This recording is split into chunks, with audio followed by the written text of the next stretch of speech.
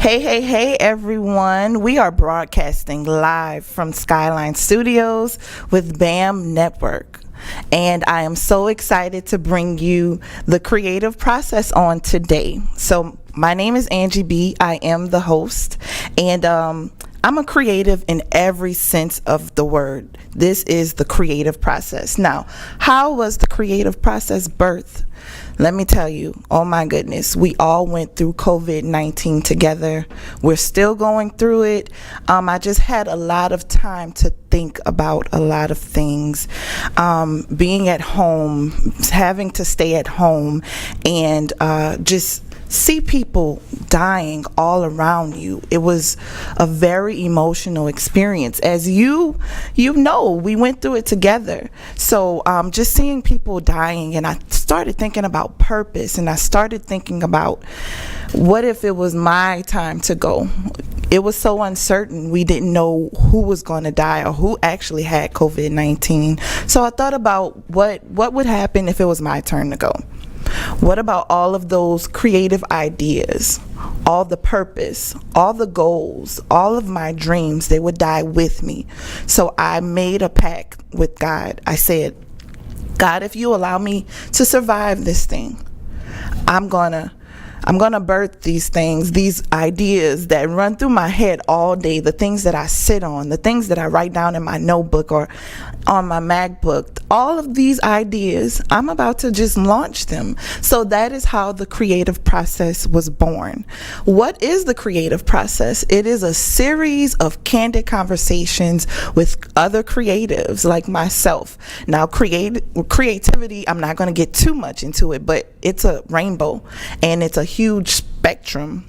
Creatives don't all look the same. So I'm just excited about all of these conversations that I'm going to have with fellow creatives. Now, what I want you to do is follow me on social media. On Instagram, I am Angie B.E. Creative. That's ANGIEBE Creative. On Facebook, you can follow me at Angie Beasley.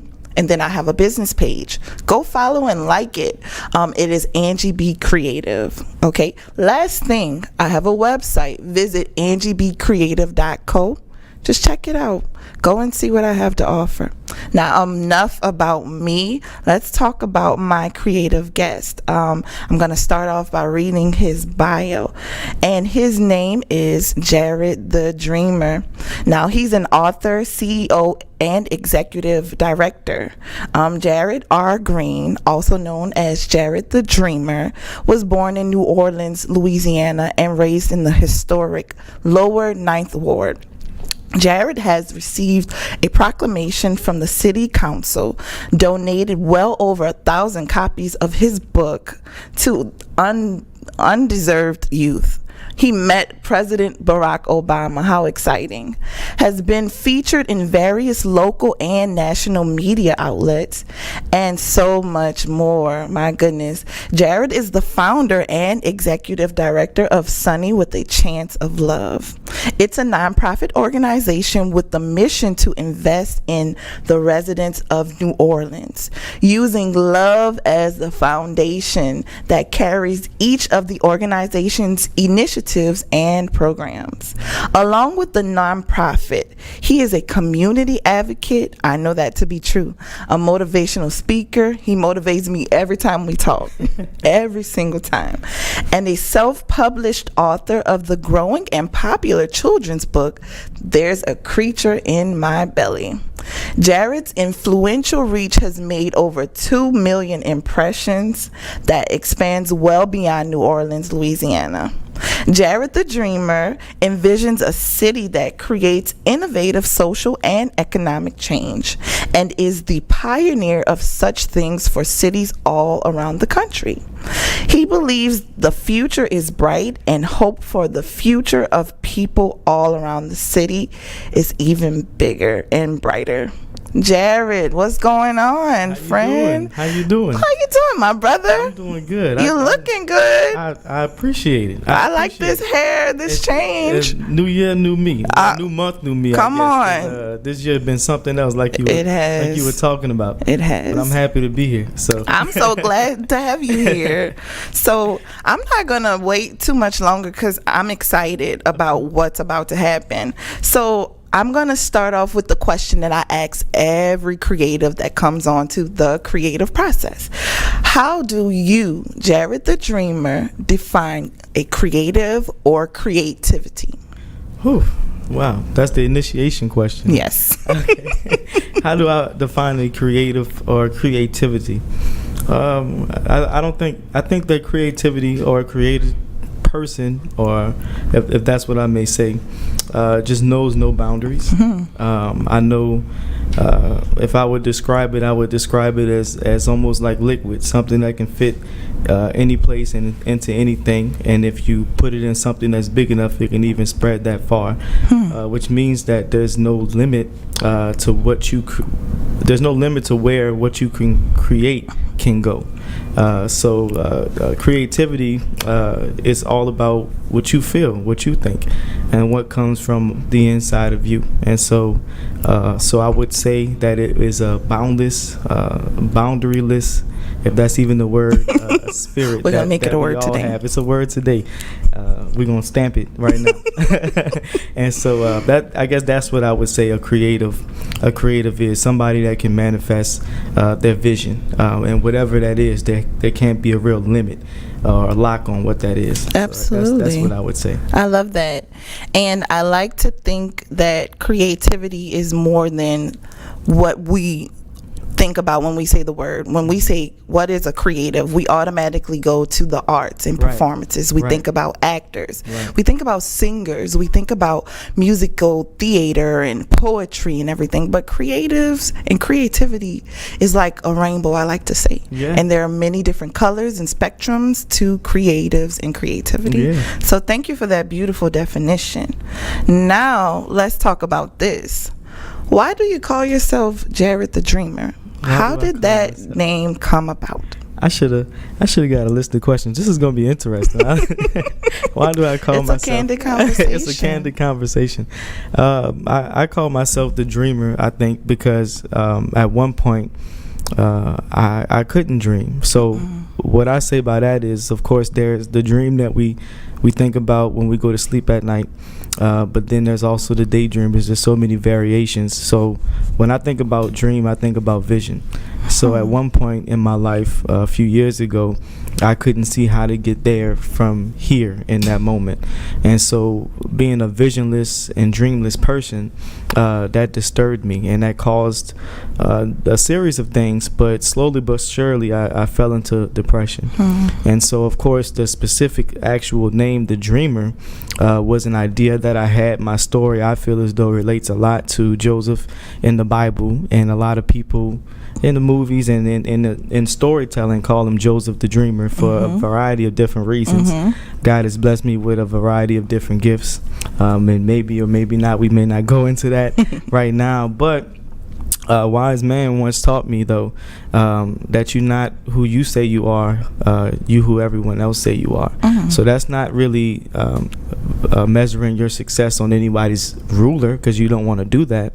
But at the end of the day, that means that you just put in the work, and people will let you know exactly who you are. Absolutely. So I had this name in my mind of the Dreamer, but it wasn't until December 2019, so that's about 7-8 months ago, when Black Enterprise did an article on me. So I had been floating that name, the Dreamer, out there, but I hadn't yet switched it over on my Instagram handles. I was still just JR Green.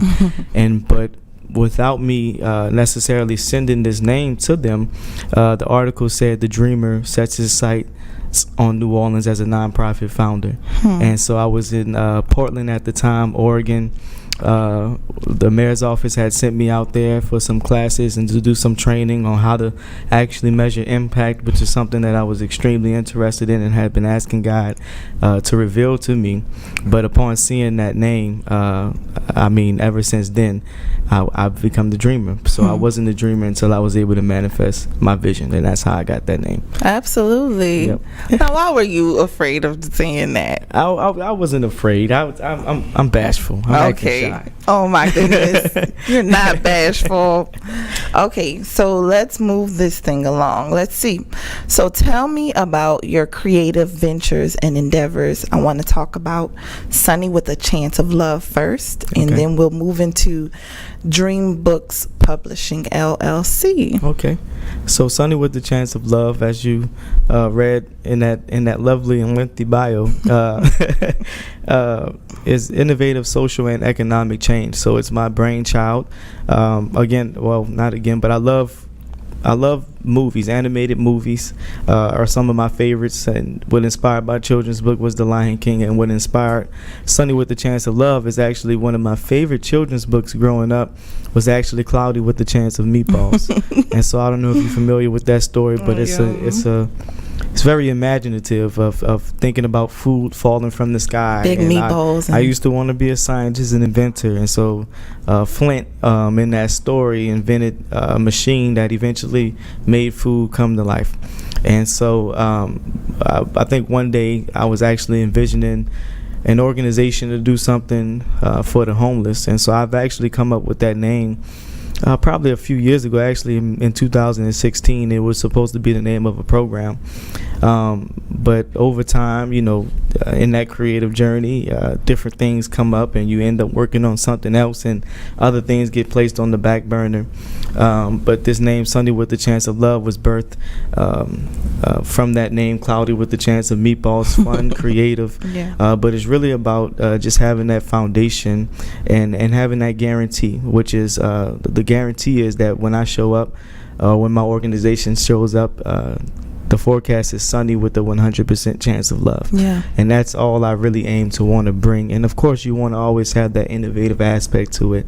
And what I was able to do with this nonprofit, which is the reason why I really pushed it, was to be able to spread that love across the city of New Orleans. Is when I gave away those 1,000 copies of my children's book, There's a Creature in My Belly, which is something I dedicated to God, and I promised him that I would do.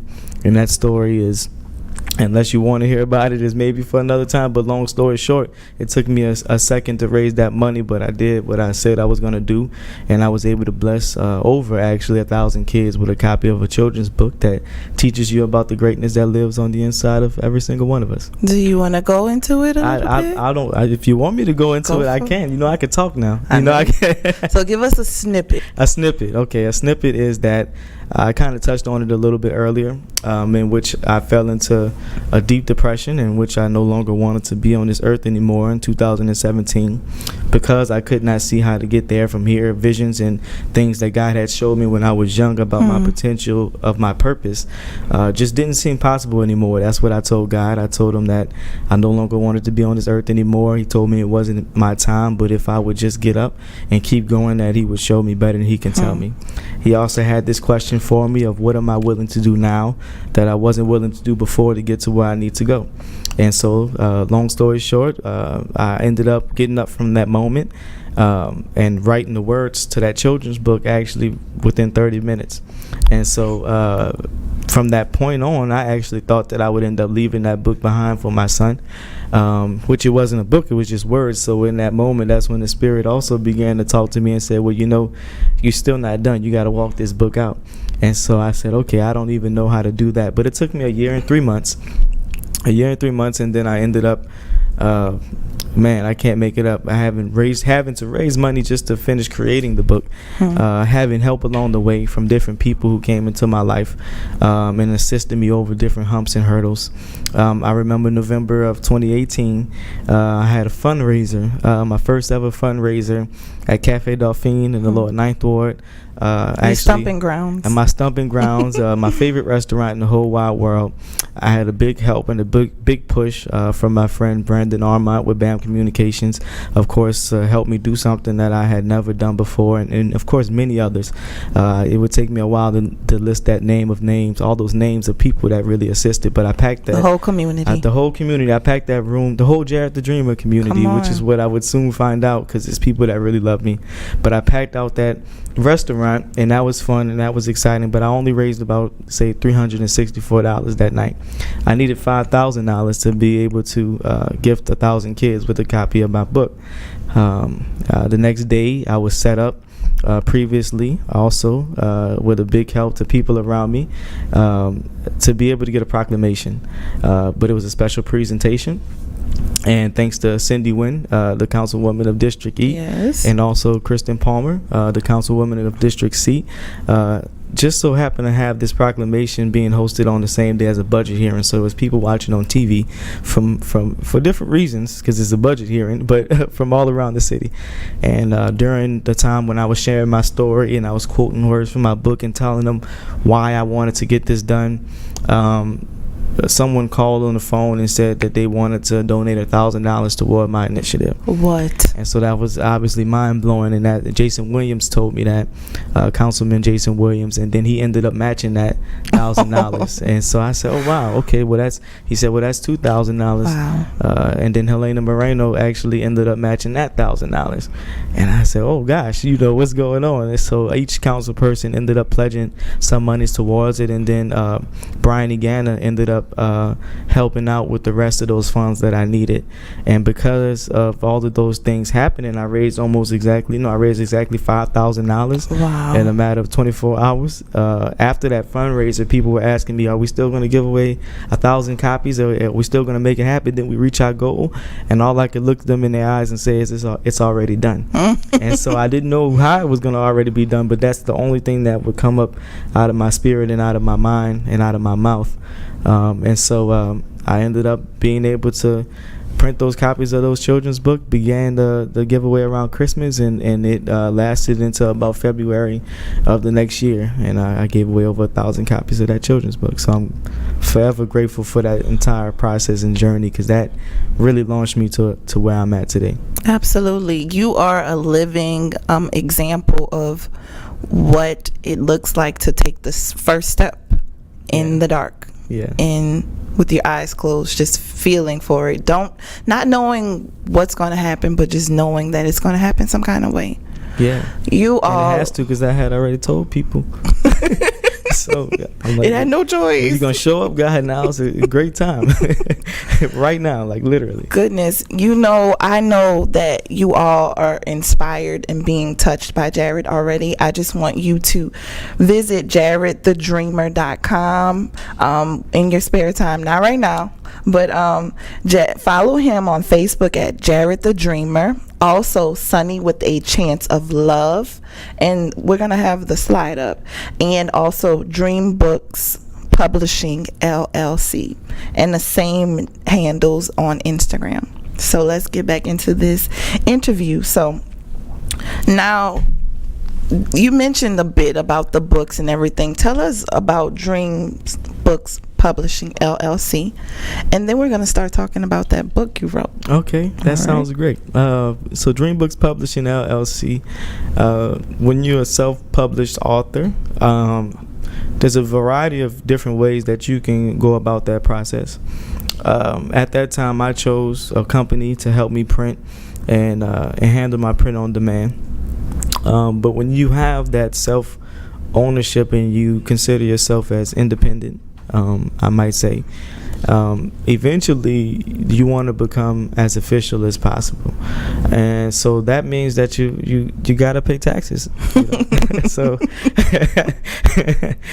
essentially that makes you official. But really, what my thought process was, because Lord knows I didn't want to pay taxes, but my thought process behind that was, God can't send you unless you pack your bags and place them at the door. You always tell me that. So that, and it's the God honest truth. You gotta you can't wait till it rains to buy an umbrella, and you have to be prepared to go.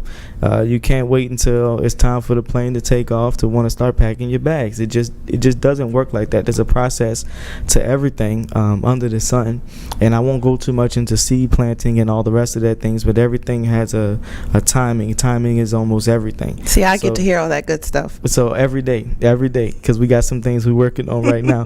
But literally, how can you expect God to move on your behalf when you haven't done the little things that God has asked you to do? And so sometimes, God will move for you, and He'll move your right foot, but you got to move your left foot. And so a lot of times we consider ourselves, I believe, as waiting on God. But God is omnipresent, so in a lot of ways He's only ever waiting on you. Omnipresent means He's in your past, your present, and in your future. So just like a seed that I would plant, I have a expectancy on that seed. So if there's a creature in my belly is my example of a seed, I still expect to sell over, and you hear it here, because I'm going to continue to declare that, over 100,000, 250,000 copies of this book. How can I sell 250,000 copies of this book without an EIN number? How can I get a business to write me a check? How can I get another publishing company to want to carry my book if I'm not prepared to be able to release it to that point? If I'm not ready to go out and share this book with the world, although I've already reached 2 million impressions, right? Although I've already reached a number of different people, a certain social media following, that's all fluff, and it's all great. But you got to have that foundation and that backbone, so that when you do go up and the inevitable ups and downs in life come around, you have that foundation that you can always stand on. So that's what Dream Books Publishing LLC truly is. It's a launching pad. It's a foundation for what's to come in the future. And of course, I also hope to be able to carry in the future other people's children's books. That's what I was wondering. And so you have people that are looking for deals. You have people that are looking for an opportunity because they have this creativity that we talk about. A lot of times people put that in so many different places, but a lot of people right now have this urge to want to give back to the next generation. And what better way of giving back to the next generation than to put it in the children's book? Absolutely. What's a better way to leave a legacy than to put a book out into the world, which will be there way beyond the day that you die, so you essentially be able to live forever through what you can create. And so that's what Dream Books Publishing is. It's an opportunity for myself to become more established in the business world, but it's also an opportunity for me to continue to innovatively help more and more people as time goes on. So I'm getting myself ready for what's next. Absolutely. I love that. Yeah. So now since we're talking about books, let's talk about your writing process. How did you birth or create There's a Creature in My Belly? Tell us about that. So I've actually, like I said, that was a really hard time for me. But I've actually been a writer probably since I was young. But again, you have those ups and downs of life as an adult, but you also have those ups and downs of life as a child too as well. You have your phases, your growing pains, you have your things that you see across life that you think are the end of the world, and you also have things that happen to you sometimes in your childhood that you tuck away in the back of your mind, or that you hide in a certain place. And I think that causes different types of behavior patterns. Maybe you would say something that hurt me as a child, you would look at differently as an adult, but again, as a child, it can be the absolute end of the world. So without diving into that too much, something that happened when I was young distracted me from my writing for years to come. Not only just things that happened to me, but things that I did to myself, the things that you're thinking about. So you tuck that thing away and you say, well, that's not for me. And so it took for me to get to my lowest point to actually end up writing that book. So it took for me being on that floor, it took for me calling out to God, it took for God speaking back to me just like he did when I was 15 years old for the first time, personally, for me to end up getting up watching The Lion King, which is my all-time favorite movie, and wanting to leave something behind. But what I didn't know is that it would be the exact thing to push me forward into my future. Wow. Yep. That hit different. Yeah, I'm not gonna get into that. But so with this book, it has created opportunities for you. Yeah. I want you to tell me about your experience meeting President Barack Obama. Okay. What was that like? Just tell us about that. I mean, he's the best president to ever be president in the whole entire world, and you appreciate him obviously now more than even ever before. So to have had that opportunity coming from where I come from in the lower Ninth Ward, I remember in 2008 when he was inaugurated, and my whole school, all 50 of us, because it was a small private school, but was all huddled around the TV. I remember that like it was yesterday, and I never thought, I had a dream, that I would one day meet the president, but never did I think that it would be the way that it happened. And so after I gave away that 1,000 copies of the book, I ended up on Channel 6 News and a couple of magazines, and this was all obviously new ground, new territory for me. God had expanded my reach in a sense. And I think my birthday is January 3rd. And I remember that there was a competition that was over with by January the 4th. And so I wanted to, and this competition was the Obama Foundation. It was My Brother's Keeper, which is an initiative he started about 6 years ago or 7 years ago now or so, for young black boys and black men all across the country. And so this competition was looking for young black men creating change in their communities. Of course, I submitted my video. Thank God for Brandon Armont once again. Obviously, he's played a very vital role. He seems like an amazing person. Things. He seems like it's almost like he's in the same room. I know, right? But we shot it on the iPhone because Brandon was very busy. He was very busy. He said that he couldn't take up all the time because he had a lot of things to do.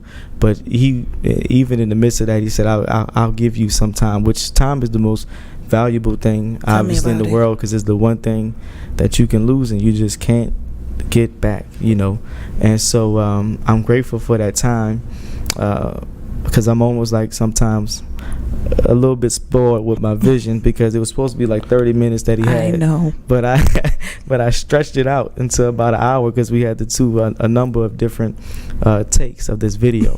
But when I tell you that this video we ended up winning the competition, and I say we because I'm never in anything by myself. I feel like the whole city was proud in that moment because I had said that. I said, I'm going to win this competition. I'm going to meet Barack Obama. I'm going to put a book in his hand. And then we found out Stephen Curry was going to be there, and I said, I'm going to put a book in his hand too. So I started getting bold. But when you raise $5,000 in 24 hours, I think, you all of a sudden your mind goes clicking. So I'm trying to figure out if this is big faith or a bit crazy, at the same time. But I'm excited to say that apparently I had one of the best videos, and other people did some really great work. I mean, there were young men from all across the country that was doing phenomenal things. I was 25 years old at the time, and so 24 years old at the time, and so there were people that were much younger than me that was making such a great impact in their own communities, and it was an honor for me just to be able to be in a room full of those same people that are like-minded and that are just like me. But there were also My Brother's Keeper put politicians, business owners, influencers all in the same room as all of us and gave us the experience of a lifetime. And so of course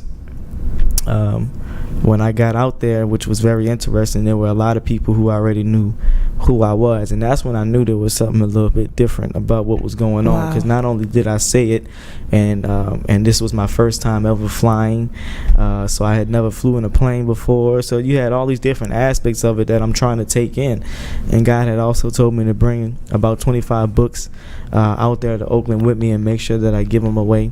I bought 2 extra books on top of that, and I signed a paragraph to Barack Obama.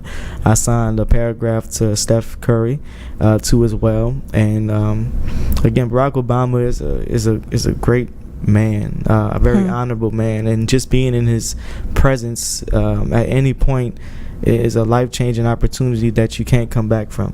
And so, of course, we always think about the negative aspects of life-changing moments, but when you have a positive life-changing moment, like flying in the airplane, the first time you flying, you're going to meet Obama, you just gave away 1,000 books, so now the community loves you, they're looking up to you, you did what you said you were going to do, but most of all, you manifested the vision that you said you had, and you brought a lot of people along with you on this journey, so now they feel like, they're on the plane with you too. They're watching as I'm posting on my Instagram, and I'm getting 1,000 plus views on my story, and I'm like, man, this is all new. People are really into this and really want to see me do well.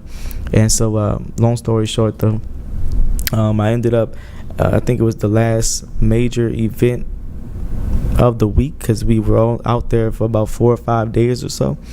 And I had not yet gotten this book into Barack Obama or Steph Curry's hands, but I had given away all the rest of my books, and I just had these 2 more. And so I was sitting on the second row.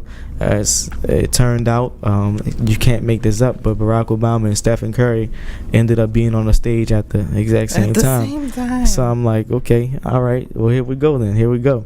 And so I'm in that crowd as they're sitting down speaking. I'm waving books in the crowd, trying to get their attention, because I'm trying to figure out, again, here we go with that same question, how do I get there from here? Because I don't want to get hurt by the Secret Service. You have all these different thoughts. I can't do nothing wild or crazy. So as I'm waving the books, one thing that President Obama is good at is moving his eyes, in that sense. I know he had to see me waving these books, but for some reason, even when it looked like he was looking directly at me, he wasn't. So he's really good at that, and that was really cool. But Steph Curry, not so great. So eventually he kept kind of looking over, and I'm like, I got him. I got his ass. I got him. He's gonna have to acknowledge. So eventually he kind of gave me a look, and he was like, he's kind of mouthed like, what is that? I said, I got a book for you. Wow. And so he just kind of nodded his head and was like, okay. And so, there was no real window, though, in that moment to get the book to him or get the book to Barack Obama. It's all very tightly run, obviously, when you have the president on the stage and somebody of Steph's stature on the stage. And it took honestly for me to kind of start getting discouraged. And for a second, I said, man, I'm not going to be able to get this book in his hand. And for the second I stopped believing it, there was a young man to the right of me, and he said, let me see one of those books. You too short. I can hold it up higher than you. And so I said, what? And so he said, let me get one of those books. Pick your head up. We're going to get it over there. I'm telling you, we all with you. And as you look around, it's almost like a movie. They're all looking at me, because everybody had now that I just met was all joined in on this journey, because I must have went and told everybody that I had this one goal. I said I came here for one reason. Of course, I'm happy to meet everybody. I'm happy to have this experience, but I came here to get a book in President Obama's hands and in Steph Curry's hands. So he started waving the book with me. Toward the end, it was ending. They got up after they spoke. They were waving to the crowd. They started talking to the young men that had the honor of sharing the stage with them, just in chairs, and answering and able to ask questions to them directly. And I said, man, it's over. I'm not going to be able to. But we was screaming. We was yelling. We was trying to get their attention. But the way the security and all the rest of that kind of stuff was set up, it seemed like there was no window. There was another young man who actually shared my name. His name was Jared, too, as well. Mm-hmm. He came over from the left side, and I only have that one other book in my hand. He said, let me see the book. And in my mind, I'm like, I'm not letting go of this book. But long story short, I gave him the book, and he went over there to the side and gave it to somebody directly. There was a young man on the right side that told us no. He said, I'm not doing that. I can't do that. But then they had another young man on this other side. There's always a way. And there was always a way. He gave him the book in his hands. And we all looked, and it was all cheering. It's like, ah! So everybody afterwards was telling me how they all watched this whole thing go down. It was like we were trying to figure out what was going on. Wow. We seen y'all waving books and going crazy. And so this has to be God, because it's loud in that moment. But I said, hey. I just yelled, hey. And he just turned around with the book in his hand and looked at me. I said, I got one more for you. This little dude got to be crazy, because I wouldn't have never. It's a risk. That's a real risk. And so he came back to the front of the stage, got the book out of my hand. He ran up to Barack Obama. And he put the book in his hand, put the book in Steph Curry's hand. And there's a picture that's on my Instagram at Jared the Dreamer. And you see him pointing Barack Obama to me, and Barack's now looking at me with the book in my hand, and I'm screaming. I'm like, that's my book. I got my book for you. That's my book. And so Barack was like, calm down. I got it. And so I was like, yeah. And Steph Curry actually started reading it as he went off the stage. So that's how I ended up getting the book into Barack Obama's hands. And so that was an experience of a lifetime, something I could never forget. People that didn't know me and I didn't really know, you would have thought we had been there for months working together. But everyone, when you have a vision, and it's a really good vision, and a good vision always makes people want to be a part of it, I think. Absolutely. Everyone can't share your vision, and you're the only one that can fully see it. But man, when you got a number of people that want to get that done with you, it changes things for you. And those brothers, I can never forget them. And I know we still connected on Instagram. My Brother's Keeper is an organization that'll always be in my heart, and I hope to continue to work with them in the near future. So. But the key to that, and what I heard, was you were intentional with your wishes, with your goal. You had a goal for going. I had a purpose. You had a purpose. And God had his hand on that purpose, and he transpired people to help you accomplish that purpose. Because if you were not intentional, if you didn't go there with intentionality, I don't know if it would have turned out the same way. So it's so important to be intentional. I was sharing with someone that every time I think about being intentional, it manifests. And that's what happened to you. When you're intentional on something that you really want, it'll manifest. And that's the definition of the word purpose, is actually intention. And so that's the interesting part about that, is I agree with you 100%, because that alignment with that word, those two words are just there. So if you have a purpose in life, then you have to move towards it as intentional as you can be, and be bold and be brave, but also be humble. It's almost like just a balance to everything in life. Oh my goodness. Yep. See, that's why I love talking to you. I'm always inspired. So what I want to know is, what is next for Jared the Dreamer? Do you have any upcoming events, books, ideas? Like, what you got stirring in that gumbo pot? Share with the people. Well, I've been honored over the last year plus to actually work for the Honorable Mayor Cantrell, which has also been a life-changing experience. I got that job about a month or two after I had met President Barack Obama, and so you got to imagine all worked out in your favor, huh? Just step by step. Yes. My steps are ordered by God, and it's not me. And so I'm very intentional about every move I make, so I don't stop moving. I'm a human, so you get emotional. You have your times and your moments, but if you can get past those moments, that's how you build favor over time. It's obedience obedience plus consistency builds favor over time. And so that's how I got to where I'm at today. Obedience the consistency plus of my obedience. So even when it feels crazy, I still do it. I still go for it at times, even when I don't see the aftermath immediately of what it is that I planted or what it is that I gave. I move on to that next thing, and I continue to move forward in that thing because I know that God has a plan for it. So, but what's next? What's next is that I was leading into me working for the Honorable Mayor Cantrell. She gave me a chance. She gave me an opportunity, and because of that, I was inspired, and I had already been inspired by her journey, the way she talked, the things she says, the way she treats people, and working for her over the last year, you can actually see that up close and personal. So it's not a front, it's not a facade, it's really who she is. She is who she is. And so it inspired me to write a children's book based on what she deemed the city of New Orleans, the city of yes, called Madam Mayor. And so Madam Mayor is going to come out, I pray, within the next 2 months. I would like to release it by October. Yes. And that's my plan, but if, as long as God says the same, that's what will happen. So that's what's next as far as that. And then upcoming, I also have the Buy a Book, Give a Book challenge that'll Tell be me about launching. that. What is that? So I'm going to launch the Buy a Book, Give a Book challenge in August. By the end of the first week of August, for every book copy of There's a Creature in My Belly that people purchase, I'm going to match that copy and give that copy away to a child that's in need, or to an organization that really encourages child literacy, especially in the city of New Orleans. In this state of Louisiana, we have one of the lowest child literacy rates in the entire country. Really? And as I was taught growing up, as my mom and my dad took me to Barnes & Noble every weekend, reading is the foundation to the rest of your life. Reading is fundamental.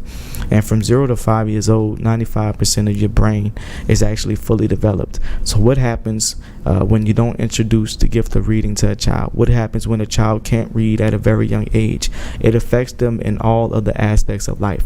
So I want to help to change that narrative. I want to give people what I was given when I was young, which is a book. I want to give people an opportunity to change lives for the next generation. We can see a direct impact on what's going on with the generation that's right below myself, and I'm a millennial. I'm 26 years old now.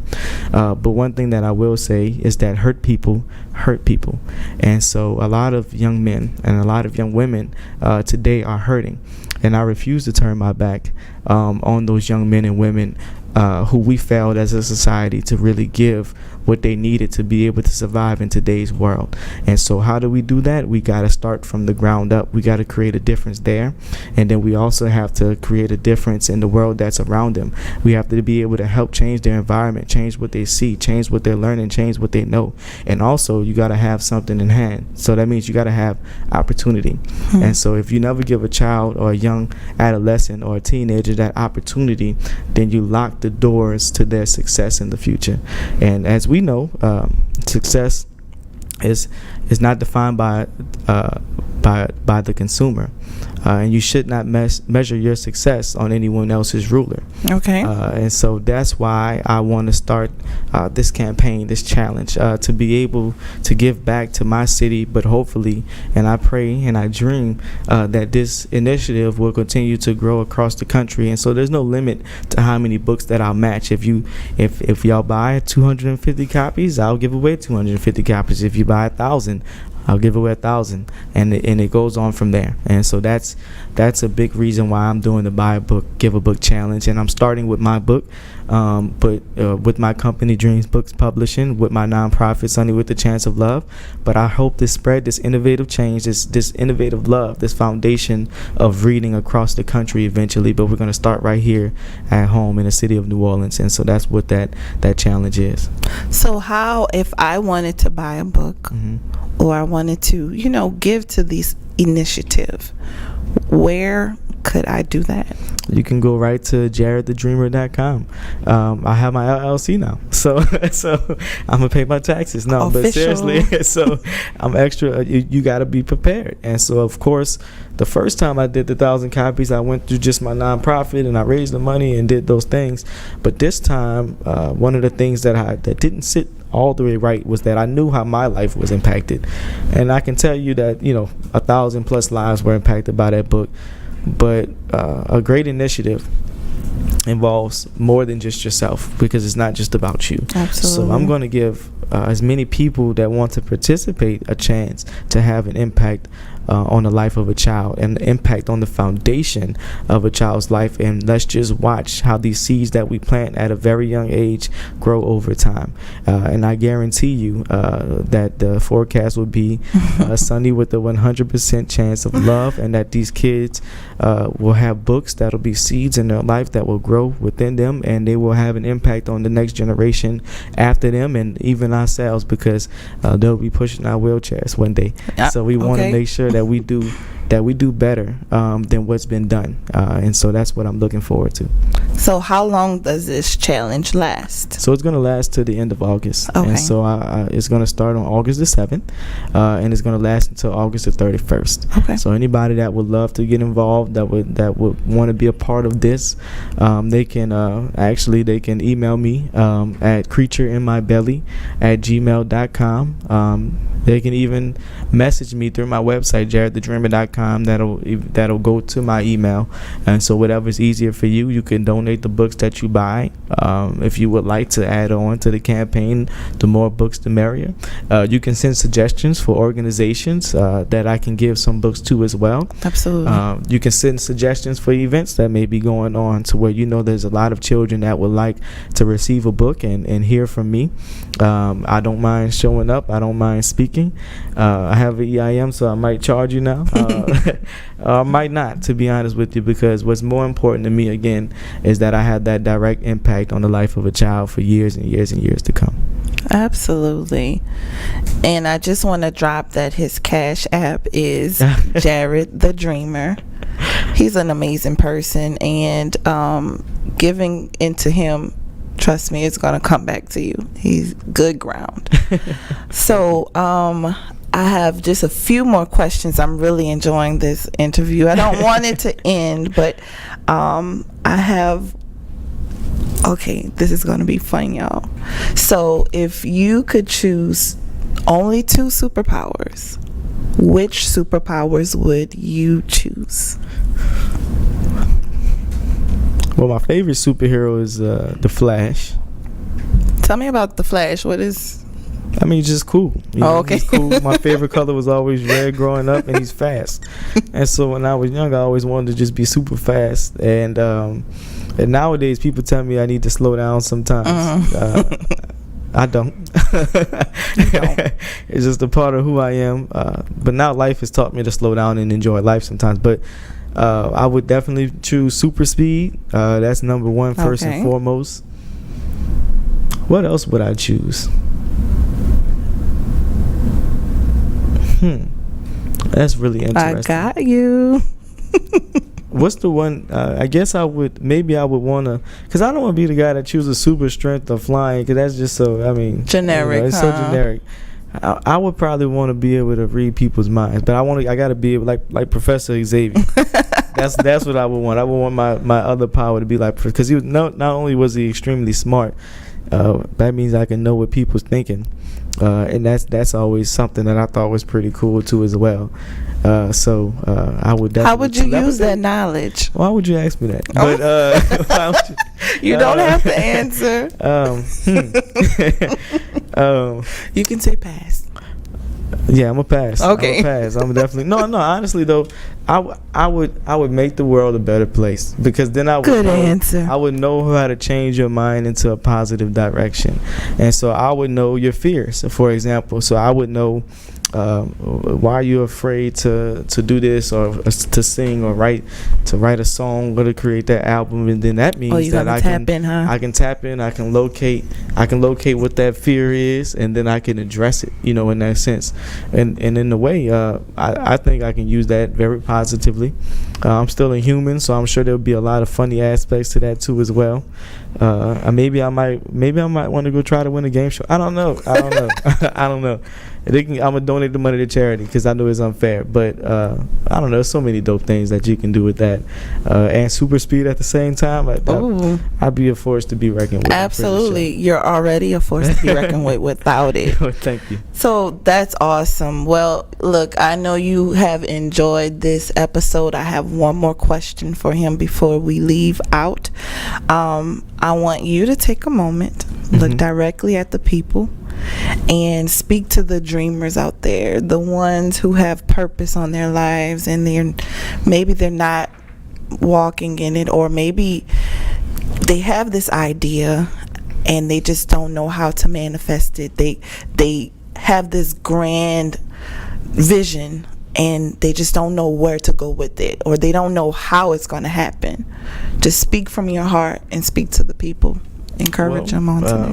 One thing that I would say is that there's a story of a 1,000-man march, but as you know, that story starts with one man, and your story starts with just you, and you have to be intentional because that's what purpose is. And so what I would say is the greatness within you is as limitless as the universe around you, but where do you start? And that's where a lot of people are having a lot of trouble right now. Where do I get started at? But what I would say is that there's a wise man that taught me that your thoughts and your ideas is your currency from heaven. The definition of the word currency is to flow. It's not money. So by not writing down your thoughts and your ideas, you depreciate the system that's set up for you to succeed. But you have to remember, it's all about what you're looking for, because success is not defined by the consumer, and you cannot measure your success on anyone else's ruler. So the best thing that you can do today is get started. Take a physical pen, a physical pencil, a physical notebook, and be intentional about every move you make. And sometimes those moves that you make isn't going to be to write down the story. It isn't going to be to write down that design for the dress, or to write that song, or to draw this and do that. Sometimes it's just going to be going to volunteer, like how I got started. Sometimes it's just going to be giving your time, which is the most valuable thing in the world. You can lose it, but you can't get back. So what you give your time to ultimately helps to form and shape who and what you become. So if you give your time to helping people, then there'll be people that's going to come along and help you as well. If you give your time to planting seeds, if you give a number of dollars to homeless people, or to organizations that really help push what you believe in, then I can guarantee you those seeds always come back to bless you in the end. Beware of the walking dead, because you don't want to be one of those people that are walking on this earth that is purposeless. So in order to get started, begin to write, begin to believe in yourself, and that's always the first step to manifesting your vision. And the last thing that I would say is a lot of people always ask me about that word favor, and they would look at my life as an anomaly, or they would say that just happened by chance. Everything happens for a reason. And I guarantee you the work that I put in over the course of years, a lot of the hell that I went through over the course of years, and we didn't get into a lot of those stories, but I continued to plant positive seeds into people in a variety of ways. And it was my obedience to what I thought my purpose was. It was my obedience to what I believed. It was the obedience to what the Spirit of God was telling me on the inside of me, and my consistency over time, which built my favor. And you can do the same thing. I'm literally telling you verbatim what you can do to get your life started today. It's never too late unless your eyes close and you never wake up again. Absolutely. Well, thank you so much, Jared the Dreamer, for coming on. You're welcome. Thank you for coming on The Creative Process. I really enjoyed today's conversation.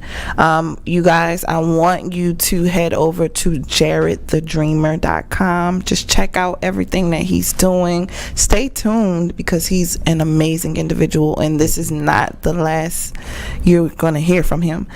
Follow him on Facebook and Instagram at Jared the Dreamer. Sunny with a Chance of Love, and Dream Books Publishing LLC. And last thing, guys, show him love the way that he can feel it by either supporting the Buy a Book, Give a Book challenge, right? Or that Cash App, Jared the Dreamer. So thank you so much, and I'll talk to y'all next week. Bye bye.